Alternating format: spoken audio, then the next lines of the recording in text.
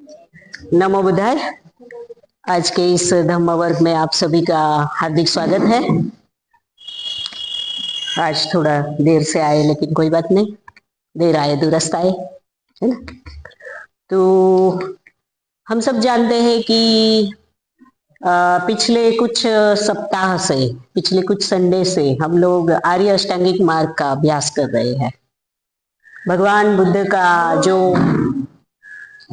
प्रथम धम्म चक्र प्रवर्तन सारनाथ में था, उसमें भगवान बुद्ध ने प्रथम जो शिक्षा दी वो आर्य अष्टांगिक मार्ग था। आर्य अष्टांगिक मार्ग कहाँ से आता है? चार आर्य सत्य से। चार आर्य सत्य का चौथा अंग है आर्य अष्टांगिक मार्ग, है ना। तो हमने लगभग सभी अंगों को आज तक देख लिया है। सिर्फ दो अंग बाकी है, सम्यक आजीविका और सम्यक समाधि। आज हम सम्यक आजीविका देखने वाले हैं। तो हम सब जानते हैं कि हर रोज हम पूरे दिन काम करते हैं, है ना, और रात को बढ़िया सपने देखते हैं, है ना। सपने तो सभी देखते हैं और देखने भी चाहिए, है ना।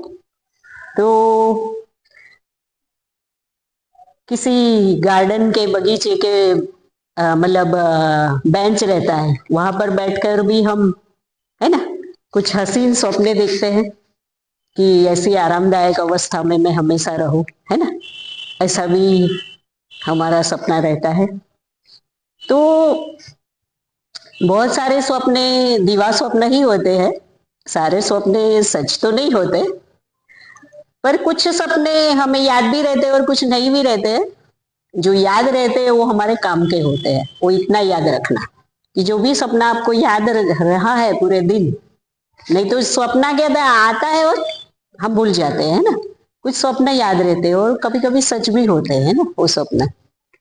तो हमने रोज बरोज के जीवन में हम कैसा शुष्क महसूस करते हैं ना, कैसा ऐसे मतलब कि बहुत ही अरुचिकर जीवन लगता है। हम हर रोज इतना रुचिकर जीवन नहीं जीते हैं ना। हमको लगता है क्या ये सवेरे उठना, जॉब जाना, है ना, फिर शाम को घर आना, टीवी देखना और सो जाना, फिर सवेरे वही, यानी बहुत सारे दिनों तक हम लोग वही वही वही करते रहते हैं। तो हमको लगता है क्या ऐसा शुष्क जीवन जीते हैं ना। कुछ नया चाहिए, है ना, हमें कुछ ऐसा एक्साइटमेंट चाहिए हमें, है ना। ऐसा हम सोचते रहते हैं। तो बहुत ही हमें कंटालाजनक लगता है। और ऐसी परिस्थिति में हम जी रहे हैं सभी लोग, है ना। कोई इतना आनंदित नहीं है कि हमारे सवेरे से शाम तक के जीवन में होने वाली सभी घटनाएं बहुत ही अच्छी है, ऐसा तो नहीं होता है ना। कुछ कुछ तो बातें हमें पसंद भी नहीं आती हैं। हम ऐसी परिस्थिति में भी जी रहे हैं कि जो हमारा काम का जगह है, जहां पर हम काम करते हैं, तो वहां पर हमारे सारे मित्र होंगे ऐसा तो नहीं रहता ना। तो ऐसे हम मैत्रीपूर्ण वातावरण में 6 घंटे 8 घंटे, है ना, जितना जॉब का समय रहता है 10 घंटे बिताना थोड़ा बहुत ही मतलब कंटालाजनक रहता है ना। मुश्किल रहता है कि जो हमारे मित्र ही नहीं है, जिनसे हम, हमारी सबसे तो मैत्री नहीं होगी ना। वो ऑफिस में भी सब लोग रहते हैं, उसमें एक दो लोगों से शायद मैत्री रहती है, लेकिन सारे लोगों से तो नहीं रहती ना। ऑफिस में मतलब बॉस रहते हैं, सब रहते हैं, कलीग रहते हैं, तो एक दूसरे के साथ कनेक्ट रहते हैं काम के बारे में, है ना, पर मैत्री नहीं रहती। तो ऐसे संबंधों के साथ भी हमें जीना पड़ता है। तो फिर हमें क्या, जीवन शुष्क लगता है, अरुचिकर लगता है ना, पीड़ाजनक लगता है। तो ऐसे बातों से हम दूर जाने का प्रयास करते हैं, है ना। तो इसलिए फिर हम सपना देखते हैं ना कि ऐसा कुछ हो, है ना, हमारे सपनों का कोई जगह हो, है ना। तो हम उससे दूर जाने का प्रयास करते हैं। बाह्य जो मतलब सामान्य अस्तित्व की जो दुनिया है, उससे हम कुछ दूर अपने मन की दुनिया का सर्जन करने का हम सपना देखते हैं, है ना, कि मेरे मन का ऐसा जगह हो जहां पर सब मैत्रीपूर्ण है ना। तो अलग अलग दिवा स्वप्न रहते हैं, हम सर्जते रहते हैं, सर्जन करते रहते हैं उसका। और हम ऐसे कोई आदर्श समाज की कल्पना करते हैं कि ऐसा कोई आदर्श समाज हो जहां हम खुशी से जिए, है ना, हमारे सब मित्र हो और हम मैत्रीपूर्ण तरीके से जिए। तो हमारी जो हाल की दुनिया है वो अपूर्णता से के अस्तित्व से घिरी हुई है। तो वहां पर दुख है और सुख है, वहां पर सुख का कोई इतना नामो निशान नहीं है। तो ऐसा कोई जगह हम ढूंढते हैं, ऐसी कोई कल्पना की दुनिया हम देखना चाहते हैं जहां हम सुखी हो, है ना, जहां पर प्रत्येक व्यक्ति सुखी हो। तो जैसा हम सोच रहे हैं वैसा जो महापुरुष हो गए भारत में और पूरे दुनिया भर में भी, तो उन्होंने भी अलग अलग स्वप्न देखे कि ऐसा समाज होना चाहिए, ऐसी दुनिया होनी चाहिए, है ना। तो प्लेटो को हम जानते हैं, उन्होंने महान प्रजासत्ताक राज्य का स्वप्न देखा था, है ना। बाइबल के अंदर भी जेरूसलम का स्वप्न दिखाया गया है कि वहां रंग बिरंगी लाइटें है और बहुत सुख है ना। तो मोर का जो यूटोपिया का स्वप्न है उसे भी इसमें समावेश किया गया है। बेकन का न्यू एटलांटिस का स्वप्न है, कैंपानेल का सिटी ऑफ द सन का सपना है, एच.जी. वेल्स का मैन लाइक गॉड्स का स्वप्न है। तो ऐसे सब महापुरुषों ने ऐसे दिवा स्वप्न देखे। बौद्ध धर्म का भी एक दिवा स्वप्न है जिसे हम सुखावती कहते हैं, है ना। तो सुखावती की जब बात आती है तो हमें लगता है कि बौद्ध धर्म का सुखावती कैसा होगा। तो बौद्ध धर्म का सुखावती का स्वप्न भी ग्रंथों में, बौद्ध ग्रंथों में दर्शाया गया है कि वहां पर हमें कुछ भी करना नहीं पड़ता है, खाना हम सोचते हैं और अपने आप आ जाता है, हम जो सोचते हैं, है ना। और हमारे आसपास बस सुख ही सुख है ना। और वहां पे कुछ करना भी नहीं है, हमें काम भी नहीं करना है। वहां पर सिर्फ बुद्ध कमल पर फूल पर बैठे हैं और हमें उपदेश दे रहे हैं, सिर्फ हमें उपदेश सुनने हैं। तो ऐसा सुखावती का स्वप्न बौद्ध धर्म का भी है। और अगर बुद्धा और उनका धम्म अगर पढ़े तो लास्ट पेज पर डॉक्टर बाबा साहब आम्बेडकर ने बोधिसत्व, मतलब बोधिसत्व आम्बेडकर ने पुरुषोत्तम को एक प्रार्थना की है और उसमें वो प्रार्थना कर रहे हैं कि मुझे भी आपकी सुखावती में स्थान देना। बाबा साहब भी सुखावती में स्थान चाहते हैं। तो बौद्ध धर्म का यह सुखावती का स्वप्न भी है, इसे भी हम दिवा स्वप्न कह सकते हैं। तो वो आदर्श समाज की बात करता है। तो सभी लोग स्वप्न देखते हैं, पर स्वप्न देखने में ही संतोष मानना, है ना। हाँ, स्वप्न देख लिया और ऐसा होना चाहिए, उसमें ही हम संतोष मानेंगे तो क्या वो मिल जाएगा? नहीं मिलेगा ना। हम जो स्वप्न देख रहे हैं, जैसा समाज चाहते हैं, जैसा हम हमारा जीवन चाहते हैं, तो उसके लिए हमें प्रयास तो करना पड़ेगा ना। तो बौद्ध धर्म स्वप्न देखता भी है और उसको सफल करने का प्रयास भी करता है। तो बुद्ध धर्म का अभिगम बहुत ही, मतलब डहापन भरा बोलते हैं ना, है ना, शानपन भरा है ना, और व्यवहारू और वास्तवदर्शी है। बौद्ध धर्म भविष्य के आदर्श समाज के अन्य, मतलब जो अपने विश्व में के मतलब अपने विश्व के स्वप्न में जो राजते हैं वहीं पर संतोष नहीं मनाते, तो वो उसको सफल करने का भी प्रयास करते हैं। और बौद्ध समाज चाहता है कि यही इसी विश्व में आदर्श समाज स्थापित हो, आदर्श मानव संघ का सर्जन हो, और वो प्रयास भी करते हैं। बौद्ध धर्म से जुड़े हुए लोग उस स्वप्न को पूरे करने का प्रयास भी करते हैं, उसको सर्जन करने का प्रयास भी करते हैं। तो आदर्श समाज या आदर्श विश्व का रूप बनाने में के लिए हमें अलग अलग रूप से प्रयास करने पड़ेंगे और अलग अलग रास्ते भी अपनाने पड़ेंगे। तो उसमें से एक रास्ता है आर्य अष्टांगिक मार्ग का। तो ये आर्य अष्टांगिक मार्ग में 5वां अंग है सम्यक आजीविका। तो ये जो 5वां अंग है सम्यक आजीविका, ये हमें बताता है कि हम आदर्श समाज की स्थापना कैसे कर सकते हैं, क्योंकि हम समूह जीवन जी रहे हैं ना, हम एक दूसरे पर निर्भर है। हम व्यक्तिगत रूप से सभी चीजें बनाते नहीं है ना, हमें दूसरों पर भी निर्भर रहना पड़ता है। तो ये एक तरह से जो विश्व में या कहीं पर भी हम जीवन जी रहे हैं, तो ये समूह जीवन है। तो समूह जीवन के अस्तित्व के 3 पहलू होते हैं। पहला होता है राजकीय, दूसरा होता है आर्थिक और तीसरा होता है सामाजिक। तो इन तीनों को बौद्ध धर्म के उपदेशों में समाविष्ट किया गया है। तो सबसे पहला है सामाजिक पहलू। तो बौद्ध धर्म में अगर ग्रंथों को हम पढ़ते हैं तो वहां पर विविध सामाजिक उपदेश दिए गए हैं। अगर मूलभूत रूप से देखा जाए तो उस समय में भी जातिवाद था, है ना, बहुत था। तो सामाजिक व्यवस्था एकदम डामाडोल थी, है ना। कुछ लोग बहुत सुखी थे और कुछ लोग बिल्कुल ही खाने के लिए भी तरस रहे थे, है ना। और लोग छूने से भी अपवित्र हो जाते थे, है ना।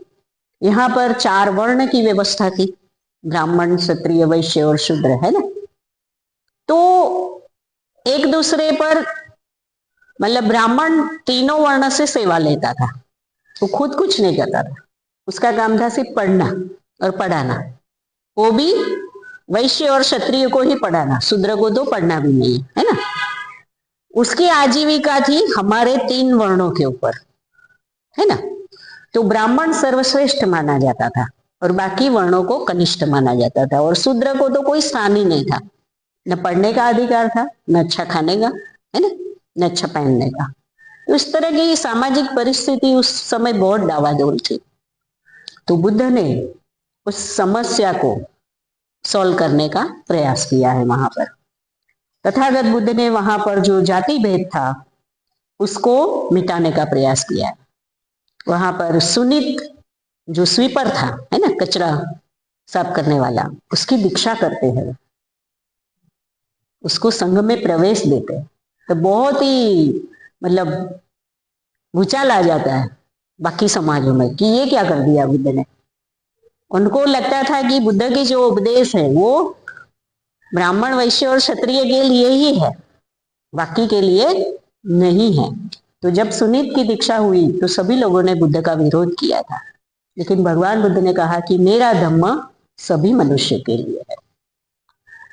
तो वहां पर जो जन्म आधारित जो प्रथा थी उसको भगवान बुद्ध ने सिरे से खारिज किया है कि नहीं, मेरा धर्म जन्म आधारित नहीं है, मेरा धर्म कर्म आधारित है। तो उन्होंने जो जन्म आधारित जो व्यवस्था थी इसका खंडन किया। और अगर बोध गया आप लोग गए हैं तो जैसे ही हम सीढ़ी उतरते हैं तो वहां पर पहला स्तंभ है जो वहां पर लिखा हुआ है कि कोई भी व्यक्ति जन्म से शूद्र नहीं होता है। मनुष्य अपने जन्म से मतलब कर्म से शूद्र होता है और अपने कर्म से ही अच्छा बनता है ना। तो जन्म से जो शूद्र मानने की प्रथा थी उसको उन्होंने सिरे से वहां पर खारिज कर दिया है। वहां पर बाबा साहब भी गए थे और उस स्तंभ पर उन्होंने माथा टेका था। हमने भी जब भी जाए तो वहां पर माथा टेकना चाहिए, क्योंकि वो हमारी बरसों की गुलामी को मुक्त करने वाला एक बुद्ध का उपदेश है, वो जगह जहां पर बुद्ध ने ये बात कही थी। तो हमने उस जगह को भी दर्शन देने चाहिए। तो भगवान बुद्ध ने जन्म से नहीं पर उसके गुणों से उसकी मतलब कि समाज में स्थान हो ऐसा स्थापित किया। दूसरी बात है राजकीय। तो बौद्ध धर्म में राजाओं की बात भी बहुत आती है, प्रसन्नजीत की है ना, बिंबिसार की है ना, सब राजाओं की भी बात आती है। बौद्ध धर्म मानता है कि धर्मराज धर्म का जो राजा है वो आदर्श कहलाता है बोले। तो वास्तव में प्राचीन समय में इसका पुरस्कृत भगवान बुद्ध ने किया था। तो वहां पर 3 सूत्रों की भगवान बुद्ध ने बात की है कि धार्मिक रूप से मतलब राजकीय रूप से राजा कैसा होना चाहिए। तो सबसे पहले सत्य होना चाहिए, है ना, उसके राजकाज में सत्य को स्थान होना चाहिए, सब सत्य बोलने वाले होने चाहिए। दूसरा है सदाचरण होना चाहिए, राजा खुद भी सदाचरणी हो और प्रजा को भी सदाचरण के लिए प्रेरित करने वाला हो। और तीसरा है वास्तविकता, है ना, काल्पनिक बातें नहीं।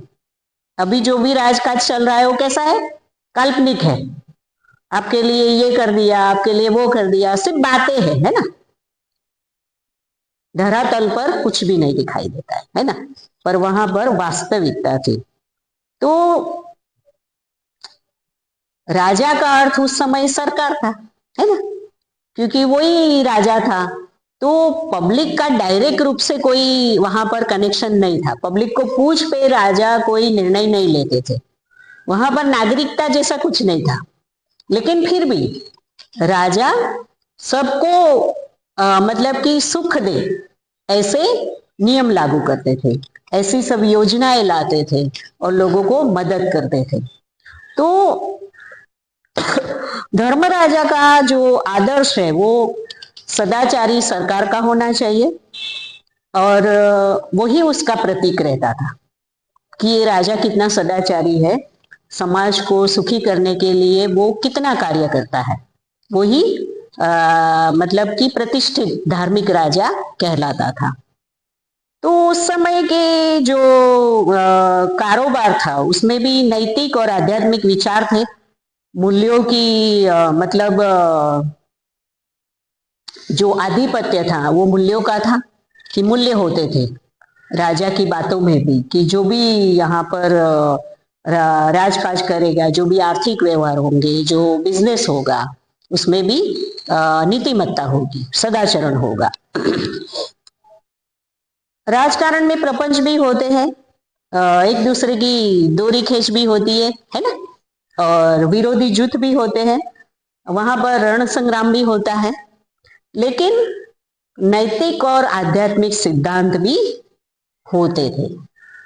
राजकारण राजाओं का राजा था तो ये सब होना था, लेकिन अभी भी है, सरकारें हैं तो उसमें भी टांगे खींची जाती है, विरोध पक्ष उसकी टांगे खींचता है ना, तो वो तो हर एक जगह पे ही होगा। लेकिन आध्यात्मिक सिद्धांत उस समय बहुत ही मायने रखते थे। तो सामूहिक जीवन का जो पासा था उसको लागू करने की बात वहां पर की जाती थी। उस समय का जो भारत में जो राजकीय आदर्श का उत्तम उदाहरण अगर कोई था तो वो था सम्राट अशोक। तथागत भगवान बुद्ध के 200 साल बाद उनका राज है। सम्राट अशोक को अपने पिता से वारसे में मिला था राजकाज, है ना। तो उन्होंने अपनी सीमाएं विस्तारित करने के लिए बहुत सारे युद्ध किए। अंत में आज का जो उड़ीसा है कलिंग, वो बाकी था। तो कलिंग के युद्ध में जो भी मतलब कि हताहत हुए, जो भी लहू बहाया गया, उसका वहां पर शिलालेख पे उल्लेख है कि 1 लाख लोग मारे गए, 1.5 लाख लोगों को कैदी बनाया गया, है ना, उनके कुछ मित्र भी मारे गए, है ना। तो वो सब वो शिलालेख में लिखा है। पर वहां पर वो भी है कि इस युद्ध के बाद सम्राट अशोक जब युद्ध की स्थिति का जायजा लेने के लिए जाते हैं तब देखते हैं कि लहू से लथपथ है पूरे राजपथ।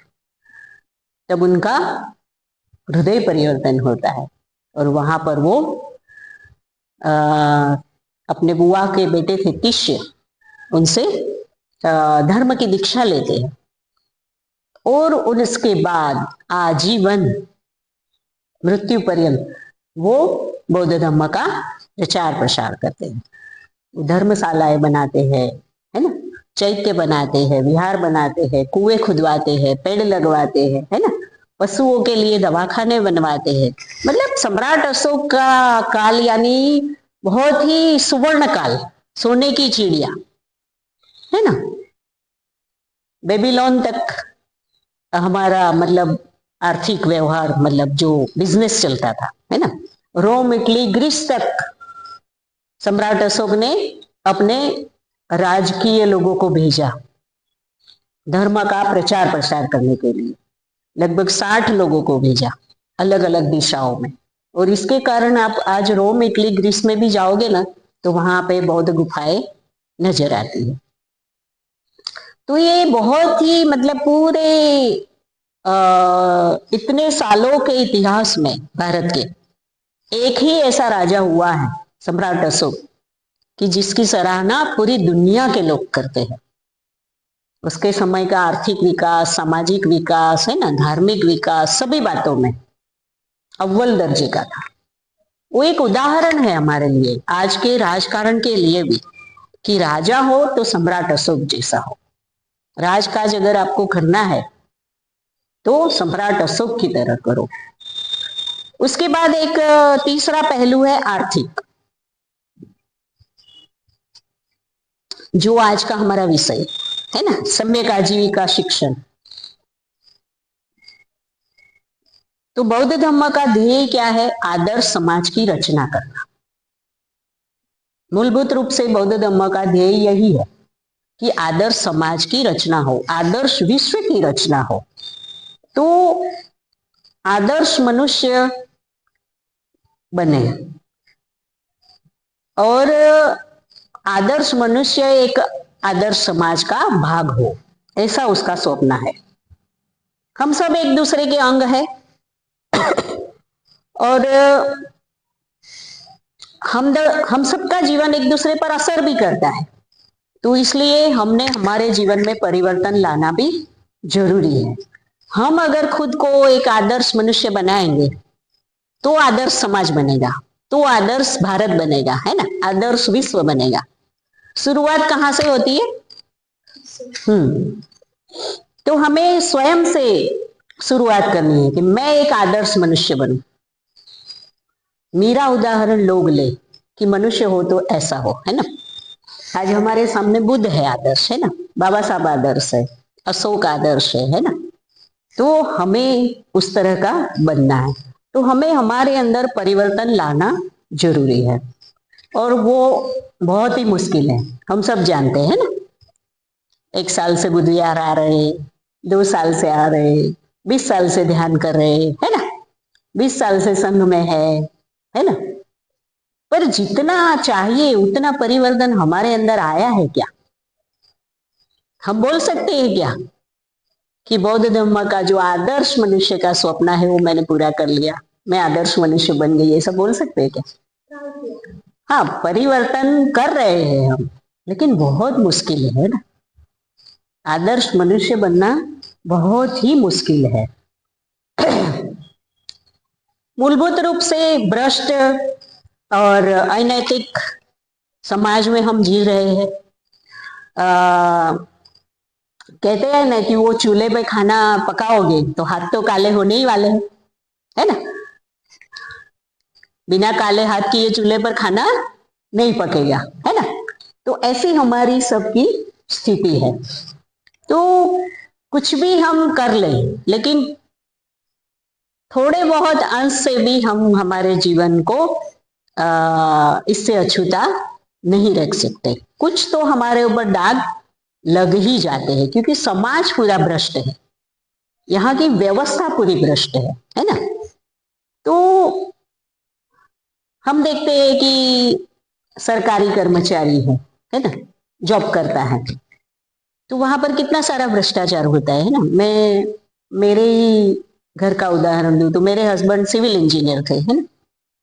अब सिविल इंजीनियर है तो भाई कोई चेक डैम बनता है ना, कोई रोड रास्ते आरएमबी में है कोई, तो मार्ग एंड ये जो रोड बनते हैं ना, उस विभाग में है, रोड मकान का जो विभाग रहता है।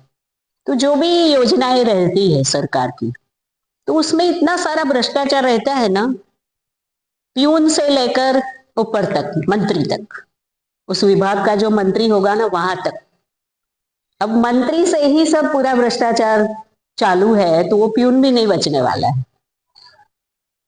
पूरा फिक्स रहता है कि भाई ये 100% काम है, उसमें से 20% हमको मिलना चाहिए, ये 80% पैसे में आपको ये काम करना है, 20% तो सबको बांटने में ही जाना है। अब जो नहीं लेगा, वो चेन बनी है मंत्री से लेकर प्यून तक की, जो बीच में नहीं लेगा फिर भी वो जिम्मेदार तो है, क्योंकि वो उस काम में चेन में जुड़ा है।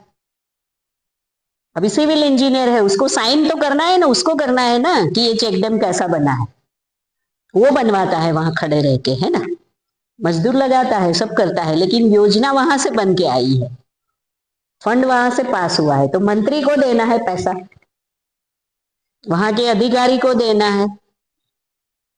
तो सिविल इंजीनियर अगर ना भी लेना चाहे ना, तो साइन तो उसको करना है। तो जो 20% लोगों को बांटने में गया है, उसमें वो कॉन्ट्रैक्टर भ्रष्टाचार तो करेगा ना काम में, उसको नहीं पोसाएगा तो ठीक करेगा, लेकिन नहीं पोसाएगा तो फिर वो सीमेंट की जगह ज्यादा रेत भरेगा।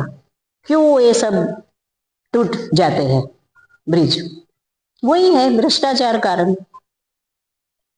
जबरदस्ती भी लोगों को पैसा लेना पड़ता है, और नहीं भी लिया तो तुम्हारा नाम तो बदनाम होने ही वाला है।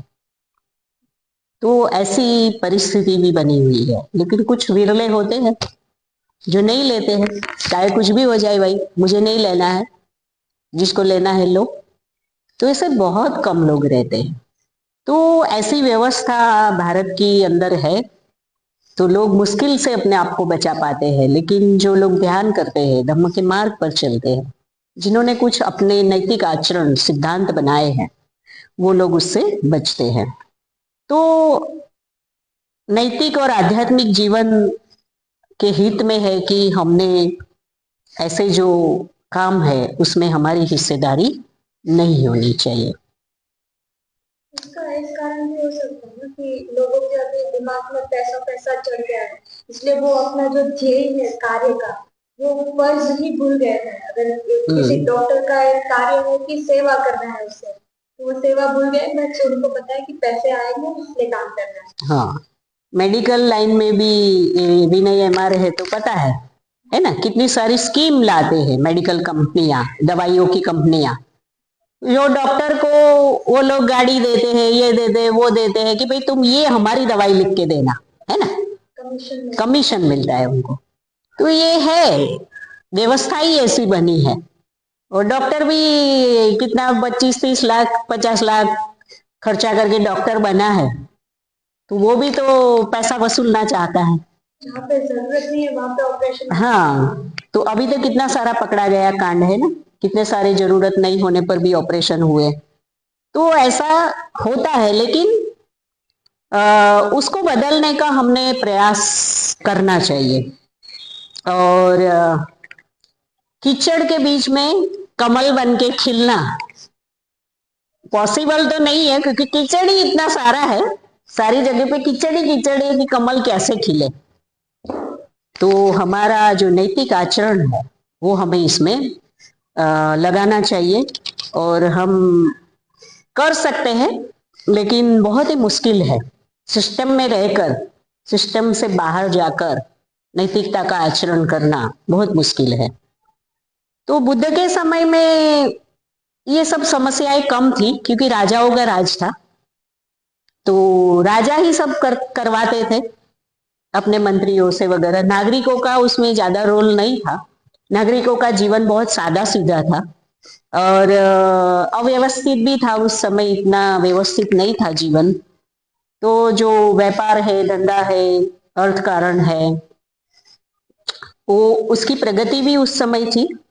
और उस समय के जो श्रेष्ठी लोग थे, अनाथ पिंडक जैसे, है ना, वो बुद्ध को मदद भी करते थे, है, और बेबीलोन तक हमारा बिजनेस था, बहुत बड़ा हमारा ग्रोथ था। मतलब रेट, मतलब आर्थिक व्यवस्था का ग्रोथ बहुत ही उच्च लेवल का था, है ना।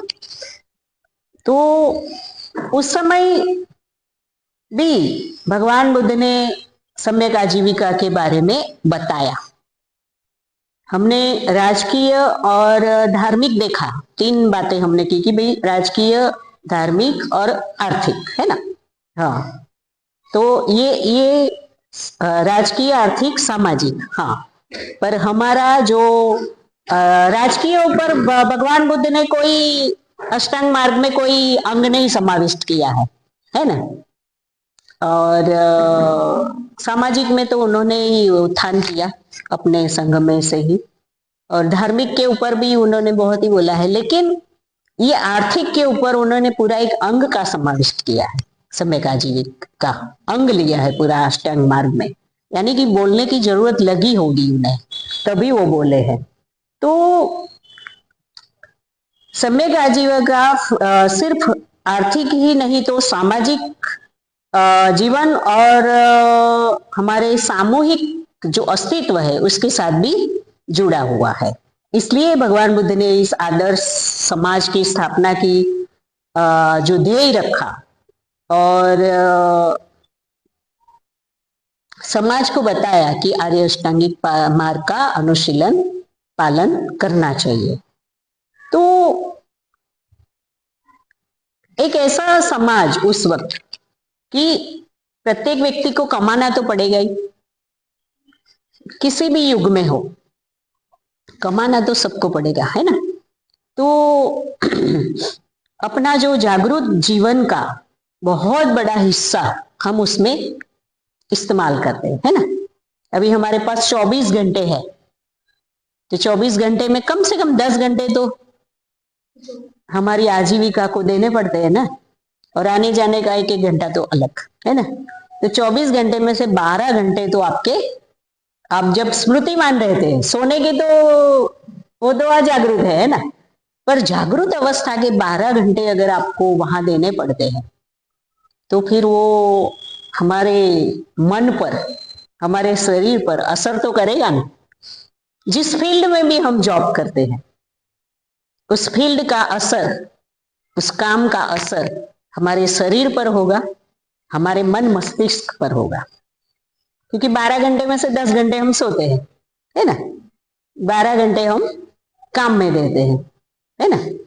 तो इस तरह से हमारा जो ये जो आजीविका है वो हमारे समग्र जीवन पर, हमारा दैनंदिन जो जीवन है उसमें से हम बहुत सारे घंटे उसमें देते हैं, और बहुत सारे वर्ष भी, है ना।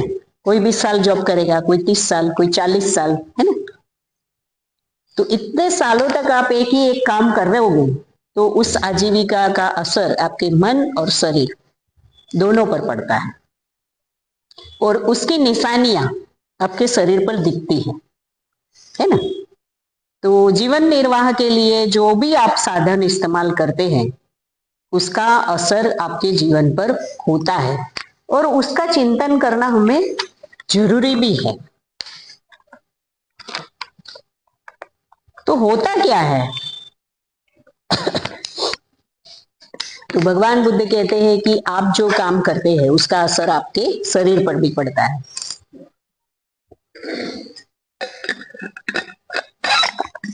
और मन पर भी पड़ता है। तो कैसे? अभी कोई कसाई का काम करता है ना, वो दिन में कितने बकरे काटता है ना, कितनी मुर्गियां काटता है। अगर हमें किसी बिल्ली का मुंह पैरों से रगड़ने को कहे, या किसी चूहे को हम पैरों से रगड़ने को हमें कहा जाए, तो क्या हम कर पाएंगे? नहीं कर पाएंगे। हम इतना छोटा सा काम भी नहीं कर पाते हैं, और वो काट रहा है ना। तो कितना उसके मन पर असर होता होगा, है ना। और वो अपने जीवन का 1 साल 2 साल, बौद्ध धर्म कहता है, भंते संरक्षित भी कहते हैं, 2 साल से ज्यादा वो काम नहीं कर सकता, पागल हो जाएगा वो। क्योंकि उसको नींद में भी वही दिखेगा ना। ध्यान तो वो कर ही नहीं सकता। ऐसे व्यक्ति को बोले ध्यान में लाए थे कि ध्यान करो, लेकिन नहीं कर पाए। कैसे कर पाएगा वो? हर रोज वो काटने का काम करता है, तो उसकी मानसिक अवस्था क्या होगी। तो कुछ बौद्ध भिक्षु ऐसे लोगों के बीच में काम कर रहे थे, उनको ध्यान कराने का प्रयास कर रहे थे, लेकिन लोग ध्यान नहीं कर पा रहे थे। और अंतिम मृत्यु की अवस्था तो बहुत ही खतरनाक होती है उनकी। पर हम ही जिम्मेदार है ना। हम खाते हैं, जो लोग खाते हैं, मांसाहार करते हैं, वो लोग उसके पाप के भागीदार है। वो काटने का काम करता है, आप खाते हैं तब करता है। अगर इस एरिया में जितने लोग खाते हैं वो बंद कर दे तो यहाँ मटन की दुकान चलेगी क्या? तो खाने वाले भी सोच लो, आप भी उसके पाप के जिम्मेदार हो, है ना। तो भगवान बुद्ध ने कहा है कि ये जो पैसा है वो बहुत ही खतरनाक है। ऐसे पैसे में कोई ज्यादा देर तक काम नहीं कर सकता है। दूसरा है कि कोई प्राणियों का व्यापार करता है, प्राणियों की ले बेच भी करता है ना। चलो वो तो पालने के लिए, लेकिन वो प्राणी को ले जाकर काटते हैं ना। बकरी ईद रहती है ना, बकरे बेचे जाते हैं और फिर उसको काटे जाते हैं, तो वो भी तो जो पालन पोषण करने के लिए थी, ठीक है, पशुपालन के लिए भाई उसका दूध पीते हैं वो ठीक है, लेकिन जो काटने के लिए बेचे जाते हैं तो वो बुरा व्यापार है। क्योंकि आप भी उसकी जो बलि दी जाएगी उसमें आप भी, जो व्यापार करता है वो भी जिम्मेदार है। पहले के जमाने में मनुष्यों का भी व्यापार होता था, है ना। दास बनाकर बेच दिया जाता था, है ना। अफ्रीका में लोग ले जाते थे, है ना? भारत के लोग भी, बहुत सारे लोग ऐसे गुलाम बनाकर अफ्रीका में ले गए और वहां पर दास बनाकर रखा गया, गुलाम बनाकर बेड़िया पहनाकर काम करवाते थे। पहले भारत में ऐसा भी व्यापार होता था, मानव व्यापार का भी बाजार लगता था, है ना। तो ये भी बुरा व्यापार है। पशुओं के मांस की बिक्री पर भी बुद्ध के समय में रोक थी कि ऐसा व्यापार नहीं करना चाहिए। जहर का व्यापार भी बौद्ध धर्म में प्रतिबंधित माना गया है। आज के जमाने में तो ठीक है, पहले के जमाने में तो किसी को मारना हो ना तो वो जहर देने का भी कुछ लोग काम करते थे, है ना। तो वो जहर बेचा जाता था जहर में, और वो जहर लोगों को देकर मार दिया जाता था। तो वो जहर का व्यापार भी प्रतिबंधित है। मादक द्रव्य का व्यापार भी निषेध है। जो लोग दारू का व्यापार करते हैं, ड्रग्स का व्यापार करते हैं, है ना, तो ये भी अकुशल बात है। क्योंकि व्यापार करने वाला तो व्यापार करता है, लेकिन उस दारू से कितने लोगों के परिवार बर्बाद हो जाते हैं, कितने लोगों के जीवन बर्बाद हो जाते हैं। तो जिसने भी बेची है और उसकी वजह से जितने भी लोगों का जीवन बर्बाद हुआ है, वो सब पाप उसको भी लगेगा। जो व्यापार करता है उसको भी लगेगा। आजकल ड्रग्स बहुत ही बेची जाती है ना। तो ड्रग्स के मामले में कितने सारे युवा फंसे हैं, और खासकर हमारे SC ST बच्चों को इसका शिकार बनाया जाता है। हमारी बस्तियों में ज्यादातर दारू, जुगार, है ना, ड्रग्स बेचे जाते हैं, और हमारे युवाओं को जबरन इसमें फंसाया जाता है ताकि हम लोग पढ़े नहीं, हम लोग तरक्की ना करें, है ना। तो हमारे युवाओं ने समझना है कि ये हमें मतलब गर्त में धकेलने का काम ये लोग कर रहे हैं। लेकिन युवा अवस्था में कुछ इतना ज्ञान रहता नहीं, और दोस्ती के चक्कर में फंस जाते, और माँ बाप भी आंखें बंद कर लेते हैं, कहते नहीं किसी को कि मेरा बच्चा ड्रग्स लेता है या मेरा बच्चा दारू पीता है, छुपाते हैं कि समाज में फिर किरकिरी होगी। लेकिन वो छुपाने की वजह से भी बहुत ज्यादा बढ़ जाता है। अगर आप बोलते हैं अगर आप रोकते हैं उसको तो कुछ हो सकता है, लेकिन अगर आप रोकते नहीं है तो फिर वो और बढ़ जाता है। तो ऐसे मादक द्रव्यों का व्यापार भी निषेध है। हथियारों का व्यापार भी बौद्ध धर्म में निषेध है, क्योंकि जो भी हथियार बनाए जाते हैं उससे किसी न किसी का नुकसान ही होने वाला है, किसी का न किसी का मर्डर होने वाला है ना। ये जो अणु बॉम्ब वगैरह सब लेके बैठे हैं सारे देश, है ना, एक दूसरे को डराते हैं, है ना। आज तो कितने सारे देशों में अभी तो वॉर चल रहा है, बहुत सारे देशों में अभी तो वॉर चल रहा है।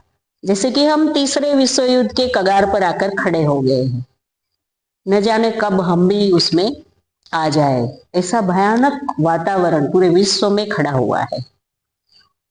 यूक्रेन की और रसिया कितने साल 2 साल हो गए शायद युद्ध लड़ रहा है, कितना वहां पर ये हो रहा है, लेकिन किसी के मन में करुणा नहीं जाती है। एक सम्राट अशोक था कि कलिंग के युद्ध के बाद देखने के बाद बदल गया था, यहाँ पर कोई बदलने को तैयार नहीं है। ईगो, इंसान का ईगो इतना बड़ा है कि मैं हार गया ऐसा मैं क्यों स्वीकार करूं, है। उसमें छोटे छोटे बच्चे, है ना, सब मारे जाते हैं। पूरा देश नष्ट हो चुका है, यूक्रेन में पूरा बर्बादी हो चुका है ना। तो हथियारों का व्यापार भी निषेध है बौद्ध धर्म में। जो लोग ज्योतिष देखते हैं ना, वो भी निषेध है बौद्ध धर्म में। ज्योतिष देखना, हस्तरेखा देखना, क्योंकि उसको क्या है, भविष्य की कल्पनाएं दिखाता है। अरे तू तो प्लेन में उड़ने वाला है, तेरा तो ये होने वाला है, वो होने वाला है, तो वो बैठा रहता है, भाई मैं तो प्लेन में उड़ने वाला हूँ, मुझे तो वो बोला ही है ज्योतिषी ने, तो वो मेहनत करना छोड़ देता है। वो भविष्य के सपने में राचता रहता है, आज का वर्तमान में जीना वो भूल जाता है। अब वो खुद, वो ज्योतिष को भी अपनी भविष्यवाणी नहीं खबर होगी, है ना। एक राजा का उदाहरण है ना, एक राजा ने एक दिन ज्योतिष को बुलाया कि आओ भाई मेरा ज्योतिष देखो, है ना। तो फिर वो गया ज्योतिष वहां पे, तो राजा ने उसको कैद में डाल दिया। तो ज्योतिष बोलेगी क्यों मुझे कैद में डाल दिया, बोले तो बोले तुम तो मेरा भविष्य देखने आए थे, तो तुम्हारा ही भविष्य तुमको नहीं मालूम है कि तुम अभी कैद में जाने वाले हो, तो तुम मेरा भविष्य कैसे बताओगे, ऐसी झूठी बातें क्यों समाज में फैलाते हो, बोले। तो ऐसे राजा थे। और आजकल के राजा, कितना इंटरनेट पे ज्योतिष का चलता है ना, टैरो कार्ड न ये न वो न, है ना, प्रिडिक्शन, न्यूमरोलॉजी, बहुत सारा मतलब फैला है कि आपका इस साल में ये होने वाला है, आपका इस साल में ये होने वाला है। और उसके मतलब कि फॉलोअर्स भी इतने रहते हैं, देखने वाले भी, और हर रोज आता है। मैंने अभी टैरो कार्ड का देखना शुरू किया था, यार इतने सारे फॉलोअर्स हैं इनके, हर रोज का वो बता दे, मतलब कि कल क्या होने वाला है, कल का आपका टैरो कार्ड दिखाते हैं कि कल क्या होने वाला है। तो मैं भी शौक में थी कि ये क्या हो रहा है ना। तो ये व्यापार भी निषेध है, क्योंकि इसमें क्या है, इंसान मेहनत करना छोड़ देता है। वो भविष्य, भगवान बुद्ध का धम्म कैसा है, न भूत न भविष्य, भाई वर्तमान की बात करो, अभी कैसा जीवन जीना चाहिए आपको, इसकी बात करो। और भगवान बुद्ध ने नाटक का व्यवसाय का भी विरोध किया है। जो अभिनेता अभिनेत्री जो अभिनय करते हैं, लोगों की उस समय का जो नट नटी थे वो भगवान बुद्ध को मिलने आए और कहने लगे कि हम तो मृत्यु के बाद स्वर्ग में जाएंगे, बोले भगवान, ऐसा हमको कहा गया है। तो भगवान बुद्ध बोले कि कोई स्वर्ग में नहीं जाओगे, तुम मृत्यु के बाद नरक में जाओगे। तो बोले क्यों भगवान, तो बोले आप लोगों की भावनाओं से खेलते हो, आप लोगों को हंसाते हो, रुलाते हो, है ना, आप लोगों की भावनाओं के साथ खिलवाड़ करते हो, तो आप तो स्वर्ग में नहीं जाए, आप नरक में जाओगे, बोले। एंटरटेनमेंट ठीक है, कॉमेडी की बात अलग है, लेकिन ये जो पिक्चरें बनती है उसमें कितनी सारी कहानियां, अब ये सीरियल ही देखो ना, हाँ, वो अभिनय कर करके पूरे घर के माहौल बिगाड़ दिए हैं, है ना। एकता कपूर की एकता कपूर ने पूरे घर की काया पलट कर दी है सबकी, है ना। शादी हो तो ऐसे जेवर चाहिए, ऐसी साड़ी चाहिए, है ना। बहू के साथ कैसे अत्याचार करना है सारे सिखाया जाता है, ऐसे करो, है ना। और वो सीरियलें देख देख कर महिलाएं, पति आता है घर पे तो खाना देना भी भूल जाती है। इंटरवल होने दो, अभी उसमें ब्रेक आएगा तब खाना मिलेगा, है ना। वो ध्यान से खाना भी नहीं देती है अपने पति को, है ना। या बच्चों को भी नहीं। आज का मोबाइल क्या है उसमें, वही है ना कि मोबाइल के चक्कर में वो बच्चे को भी भूल जाती है कि बच्चा क्या कर रहा है ना। बच्चे को भी मोबाइल दे देते हैं कि तू भी मोबाइल से खेल। घर में 5 लोग होंगे तो 5 मोबाइल रहेंगे। पहले एक ही रहता था, लैंडलाइन, है ना।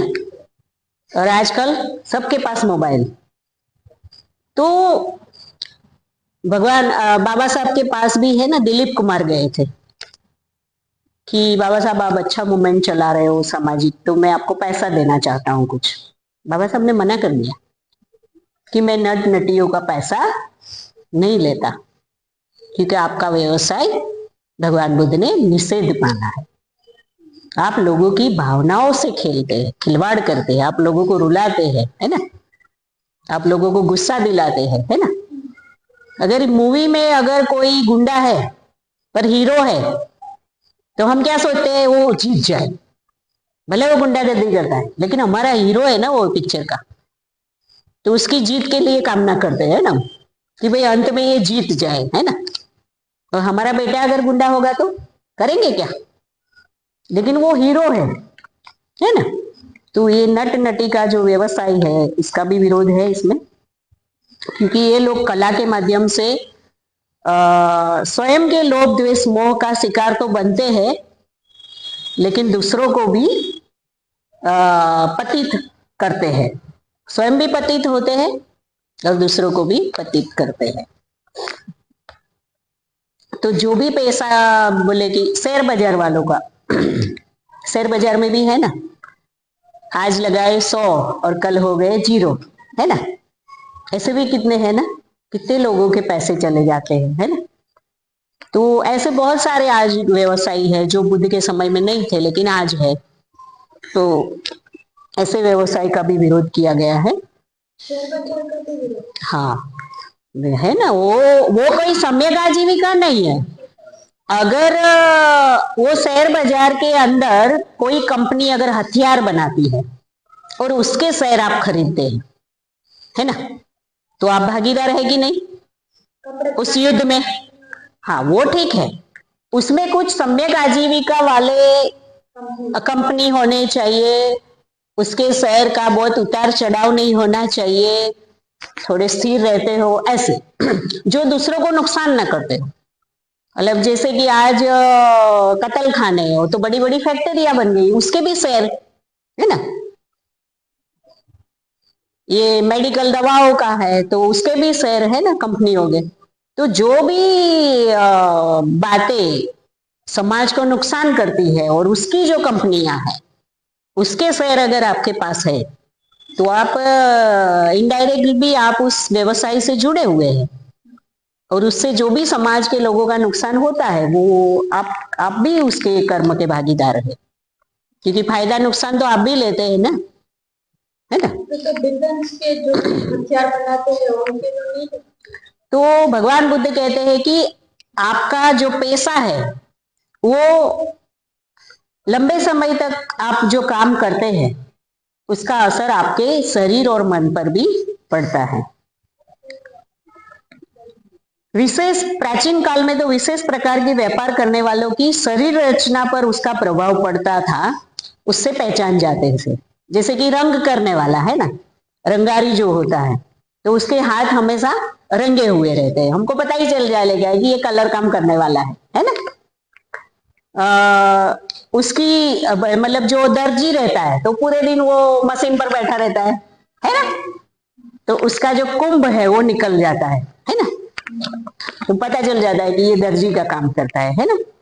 दफ्तर में जो काम करता है पूरे दिन कुर्सी पे ही बैठा रहता है ना, तो उसके कंधे बोले गोलाकार हो जाते हैं। पूरे दिन कुर्सी पे ही बैठ बैठ के 20 साल 30 साल 40 साल काम करेगा रिटायरमेंट होने तक, तो उसके कंधे गोलाकार हो जाते हैं बोले। तो शारीरिक रचना में से वो कमजोर दिखता है सरकारी कर्मचारी। है ना हमारे बीच में। और इन सब का उनके मन पर भी बहुत बड़ा प्रभाव होता है। मन बहुत अधिक विकृत भी हो जाता है। कुछ व्यवसाय ऐसे होते हैं जिससे हमारा मन विकृत भी हो जाता है। बुचड़ खाने में काम करने वाले की बात हमने की कि जो कसाई का काम करता है उसकी मानसिक अवस्था बहुत ही भयंकर रहती है, अस्त व्यस्त रहती है।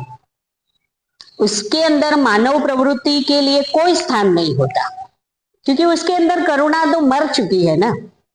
एक पशु काटेगा दूसरा काटेगा, उसके अंदर करुणा कहाँ रहेगी। तो दिमागी गड़बड़ी भी उसके अंदर होती है और उसका ठीक होना संभव ही नहीं होता है। वो चाहे मानसिक रोगी के डॉक्टर के पास भी चला जाए ना, तो भी वो ठीक नहीं हो सकता। तो हम प्रत्यक्ष रूप से और नैतिक रूप से प्रभावित है, क्योंकि हमारी मास की डिमांड के कारण ही लोग ऐसे घृणित कार्य करते हैं जिससे उनके जीवन का पतन होता है। तो उसके जीवन के पतन में कहीं ना कहीं हम भी भागीदार है। वो कभी बीच में मत बोलना। मतलब कि जो भी है ये घृणित कार्य, उसमें हम भी भागीदार है और वहां पर काम करने वाला कभी भी ध्यान में नहीं बैठ सकता, क्योंकि ध्यान में उसको प्राणी ही नजर आएंगे जिसका उन्होंने वध किया है। तो हमारा छोटा सा जो संघ है, आध्यात्मिक समाज है, वो ऐसे समाज का प्रतिनिधित्व करता है जो पूर्णतः नैतिकता और आध्यात्मिकता के सिद्धांत पर काम करता है। ये कोई संगठन नहीं है। संघ कोई संगठन नहीं है। संघ यानी मानव समूह से बना हुआ एक संघ, समाज व्यवस्था है ना। हमारे यहाँ समाज ऐसा नाम नहीं है, बौद्ध धर्म में संघ है ना।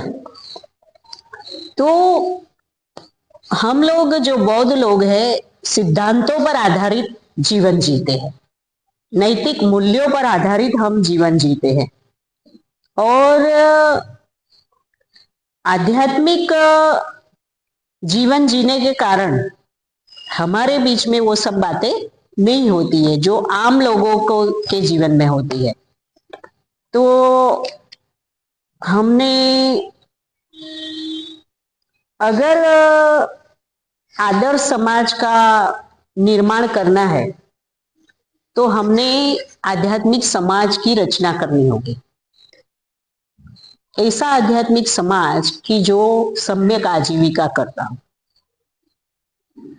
त्रिरत्न बौद्ध महासंघ ने ऐसा अब भारत में तो नहीं कर पाए लेकिन विदेश में किया, यूके में। उन्होंने वहां पर जो धम्मचारी थे, धम्म मित्र थे, तो उन्होंने सोचा कि हम जो भी आजीविका कमाने जाते हैं उसका असर हमारे मन पर और शरीर पर पड़ता है, तो हम क्यों ना ऐसी कोई सम्यक आजीविका करें जिससे कि, जैसे मैंने पहले बताया कि अमैत्री है, जिससे हमारी मैत्री नहीं है। ऐसे लोगों से के साथ भी हमें घंटों काम करना पड़ता है, सालों तक काम करना पड़ता है। तो अगर हम सम्यक आजीविका का कोई प्रोजेक्ट बनाते हैं तो उसमें हम सब मित्र होंगे, है ना। हम सब बुद्धिस्ट लोग होंगे। यूके में ऐसा किया गया है, लंदन में। तो धम्मचारी लोग थे, धम्म मित्र थे, सहायक थे। तो ऐसे लोग मिलकर विंडहॉर्स नाम की एक कंपनी बनाई गई जिसमें अलग अलग चीजों को बनाते थे, मोमबत्ती बनाना, है ना, और जो भी मतलब समाज में जरूरत है ऐसी चीजों का वो निर्माण करते थे सब मिलकर। और समय भी लिमिटेड, ऐसा नहीं कि अपने जो जागृत अवस्था के 12 घंटे है उसमें से 14 घंटे है उसमें से 12 घंटे दे दो, ऐसा नहीं। कुछ लिमिटेड टाइम वहां पर देते थे और उस तरीके से उन्होंने सम्यक आजीविका खड़ी की और उससे जो भी निर्माण होता था उसको स्टोर भी बनाया वहां पे और बेचा भी जाता था। तो इस तरह से लोग अपनी सम्यक आजीविका चलाकर अपना आध्यात्मिक जीवन जीते थे, कुल बनाकर रहते थे। तो बंदे संरक्षित ने कहा है कि 3 बातें संघ में होना जरूरी है। कोई भी संघ है उसमें अगर हम 3 बातों का निर्माण करते हैं तो हम एक आदर्श समाज का, एक आध्यात्मिक समाज का निर्माण कर सकते हैं। तो क्या होना चाहिए? पहला तो सेंटर होना चाहिए, है ना, जैसे कि हमारा ये सेंटर है ना। दूसरा कुल होना चाहिए और तीसरा कोऑपरेटिव सोसाइटी होनी चाहिए, है ना। तो जो सेंटर होता है तो वहां पर लोग आकर ध्यान करते हैं, धम्म के उपदेश सुनते हैं, तो उससे उनका नैतिकता बढ़ता है, आचरण बढ़ता है, आध्यात्मिक विकास होता है। जो कुल रह होता है तो कुल में क्या है, 8 लोग रहते हैं, 10 लोग रहते हैं, साथ में रहते हो तो एक ही मकान में रहेंगे। ऐसे बहुत सारे कुल भारत में भी बने हैं, हमारे शिविर केंद्रों में भी कुल है। नहीं, आश्रम में कुल बनाते हैं, मतलब कि एक बिल्डिंग लेते हैं, वहां पर 8-10 लोग इकट्ठा आके रहते हैं जो सेम प्रवाह में है, मतलब कि बुद्धिस्ट है, आध्यात्मिक जीवन जीना चाहते हैं, ध्यान करना चाहते हैं, तो ऐसे लोगों का 8-10 लोगों का रहता है वहां। तो वो मिलकर खाना बनाते हैं, है ना, मिलकर पूरा काम करते हैं, अपना कुछ आजीविका मतलब कि ध्यान करते हैं, है ना। तो एक ही विचारधारा के लोग हैं, तो ऐसे लोगों का समूह, उसे कुल कहते हैं। तो कुछ लोग कुल में रहे भी है, अभी भी हमारे संघ में कुल चल रहे हैं, फॉरेन में तो बहुत सारे हैं। अभी हमारा महिलाओं का भी कुल पुणे में बना है, मुझे फोन भी आया था कि आप भी रहने आ सकते हो। तो कुल में हम हर रोज उन लोगों के साथ ध्यान करते हैं, है ना, धम्म का चर्चा करते हैं, धम्मोपदेश सुनते हैं, हमारी साधनाएं करते हैं। और तीसरा बंते ने बोला कि कोऑपरेटिव, यानी कि सम्यक आजीविका का प्रोजेक्ट होना चाहिए जहां पर हम कुछ निर्माण करें और बेचें, तो जिससे हमें आमदनी भी मिले और वहां हमें बाहर कमाने के लिए नहीं जाना पड़े। हमने रमन भाई को बोला है कि यहाँ पर ऐसा कुछ करिए, अगरबत्ती बनाने का, है ना, मोमबत्ती बनाने का, ताकि महिलाएं यहाँ आकर कुछ काम करें, कुछ कमाए अपने घर में बैठकर ही, है ना। तो ऐसा भी हमने सम्यक आजीविका का प्रोजेक्ट खड़ा करना चाहिए। तो कुल मिलाकर देखा जाए तो भगवान बुद्ध ने सम्यक आजीविका की बात की है। भंते ने तो वहां तक कहा है कि आपके दिन का जो जागृत अवस्था का जो बहुत बड़ा हिस्सा जो आप आजीविका में देते हो, हफ्ते के 7 दिन है तो 7 दिन आप जॉब जाते हो और 12-12 घंटे जाते हो, संडे भी आपको छुट्टी नहीं रहती। तो भंते संरक्षित कहते हैं कि मैं युवाओं को तो खास करके बोलना चाहता हूं कि अपनी आजीविका के लिए कम से कम समय दें। क्यों? क्योंकि आज भारत को बौद्ध धर्म के प्रचार प्रसार की बहुत आवश्यकता है। भारत को ही नहीं, पूरे विश्व को आवश्यकता है, क्योंकि पूरा नैतिक जो मतलब व्यवस्था थी उसका अधःपतन हो गया है। तो फिर से नैतिकता का जो समाज निर्माण करना, एक आदर्श समाज निर्माण करना, ये भारत की जरूरत है। तो युवाओं ने ज्यादा से ज्यादा समय धम्म प्रचार प्रसार को देना चाहिए। तो वो कम से कम समय अपनी आजीविका को दे। ऐसा बोलना युवाओं को थोड़ा बुरा लग सकता है कि भाई कमाना जरूरी है, लेकिन आज की हमारी डिमांड है भारत की कि हमें आध्यात्मिक विकास की भी जरूरत है, नैतिकता के मूल्यों को भी विकास करना जरूरी है। तो आप हफ्ते में 7 दिन नहीं, 5 दिन काम करिए, और दिन के 12 घंटे नहीं कि सवेरे 8 बजे गए शाम को 8 बजे आए, ऐसा नहीं। 5-6 घंटे की जॉब कीजिए और ज्यादा से ज्यादा समय आप प्रचार प्रसार को दीजिए। अब जो भी लोग, संघ के बहुत सारे लोग यहाँ पर बैठे हैं, धम्मचारी प्रोसेस में भी जाते हैं, 10 साल 20 साल धम्मचारी प्रोसेस में रहते हैं, लेकिन धम्मचारी नहीं बन पाते। क्योंकि समय की भी कभी कभी उनके पास कमी होती है ना, कि वो अपना समय इतना नहीं दे पाते। शिविर तो कर रहे हैं लेकिन अपने खुद के विकास के लिए समय नहीं दे पाते। तो फिर अगर आप अपने लिए ही समय नहीं दे पाते हो तो आप दूसरों के लिए दूसरों को धम्म सिखाने के लिए, प्रचार प्रसार के लिए आप समय कहाँ से लाओगे। तो इसलिए मेरा नम्र निवेदन है युवाओं से भी और जो भी संघ के सदस्य यहाँ पर बैठे हैं, जो प्रोसेस में है उनसे भी, कि आप अपने समय का आयोजन करें। कम से कम समय अपनी आजीविका को दीजिए, है ना। फॉरेन में तो प्रथा भी है कि 6 महीना काम करते और 6 महीना घूमने चले जाते हैं, है ना। वहां का तो यही है, लेकिन वहां पे भाई है, वहां की गवर्नमेंट सब जिम्मेदारियां उठाती है। 18 साल का हो जाता है तो फिर नहीं कमाएगा तो भी उसको मिलेगा, है ना। और 60 साल के हुए तो पेंशन भी मिलता है, वहां दवाई का पैसा आपको मिलता है, एजुकेशन फ्री है। हमारे यहाँ ये सब चीजें हमें पैसे देकर करनी पड़ती है। तो हम समझ सकते हैं कि भारत में पॉसिबल नहीं है, लेकिन जो लोग बौद्ध है, अगर हम सादगी से जिए तो मैं नहीं मानती कि इतने सारे पैसों की हमें आवश्यकता है।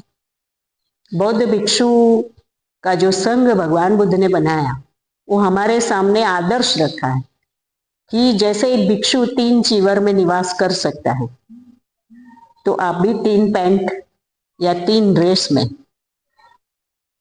अपना जीवन व्यतीत कर सकते हो, है ना। जितनी जरूरतें बढ़ाओगे उतना ही आपको आजीविका कमाने के लिए समय ज्यादा देना पड़ेगा।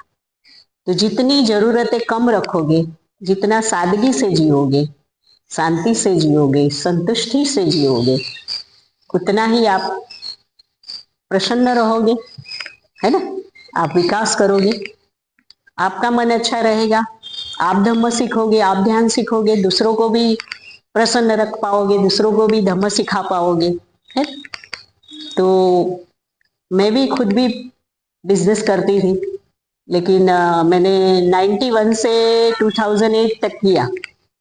फिर मैं भी जब प्रोसेस में गई धम्मचारी के तो मैंने छोड़ दिया। बहुत पैसा कमाती थी मैं उसमें, लेकिन फिर मैंने छोड़ दिया कि भाई पूरी जिंदगी कमा कमा के क्या करेंगे। अपना हम जो इस धरती पर आए हैं तो हम शरीर के साथ मन, पहले तो हमारा मन आया, मतलब ऊर्जा आई माँ के गर्भ में और फिर शरीर बना। तो हम उस ऊर्जा का विकास करने के लिए आए हैं। तो हमने मतलब कि हमारा शरीर का विकास में ज्यादा समय नहीं लगा देना है कि कपड़े गाड़ी बंगला वो सब शरीर की जरूरत है। हमारे मन की जरूरत क्या है? ध्यान, है ना। हम जो लेसन लेके आए हैं कि हमें करुणा का लेसन सीखना है, मैत्री का लेसन सीखना है, तो उस पर ज्यादा ध्यान दें। क्योंकि हम यहाँ पर गाड़ी बंगले बसाने नहीं आए हैं, वो सब यही छोड़ के जाना है। हम कुछ लेकर जाएंगे अपने साथ, तो जो पुण्य कर्म किए हैं, जो अच्छे कर्म हम करते हैं, जो ध्यान करते हैं, वही हम लेके जाएंगे। जो लेसन हम सीखने आए हैं वो लेसन सीख के जाएंगे तो अगले जीवन में और लेसन लेके आएंगे। नहीं तो एक ही लेसन में न जाने कितने जीवन आना पड़ेगा। सिर्फ मैत्री सीखने के लिए 100 जन्म लग जाए, ऐसा भी हो सकता है। तो हम अपने आप को थोड़ा सा आजीविका के बारे में थोड़ा सा प्लानिंग करें तो अच्छा रहेगा। आप सभी ने मुझे बहुत शांति से सुना, उसके लिए मैं आप सभी का बहुत बहुत धन्यवाद करती हूँ। जय भीम, नमो बुद्धाय।